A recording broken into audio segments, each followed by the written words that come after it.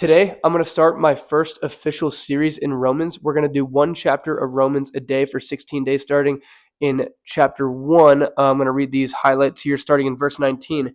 They know the truth about God because he has made it obvious to them. For ever since the world was created, people have seen the earth and sky through everything God has made.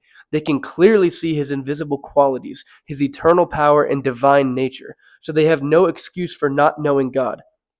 Yes, they knew God, but wouldn't worship him as God, or even give him thanks, and they began to think up foolish ideas of what God was like.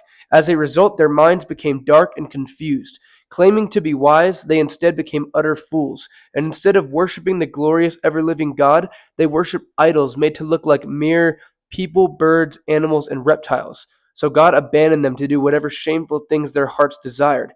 As a result, they did vile and degrading things with each other's bodies.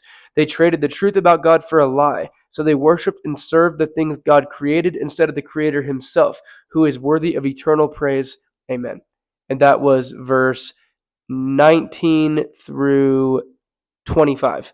So I love this passage because if you think about it, and me being someone who wasn't always a Christian, being in the darkness and being confused is exactly the feeling that you have when you don't have God.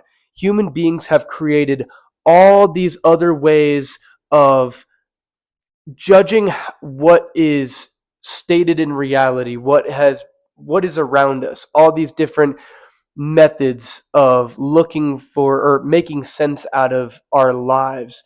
And Christians, believers in God, believers in Jesus Christ, already have this answer. We already know. And that's what Paul is saying to the church in Rome, is that in this church, we already know who the Creator is. But there are a lot of foolish people in the world who have ran from the Creator and have tried to define their own morality and find their own path. And that leads to darkness, despair, and ultimately confusion. Anyways, guys, follow for more if you're interested on keeping up with this series. I'll see y'all next time.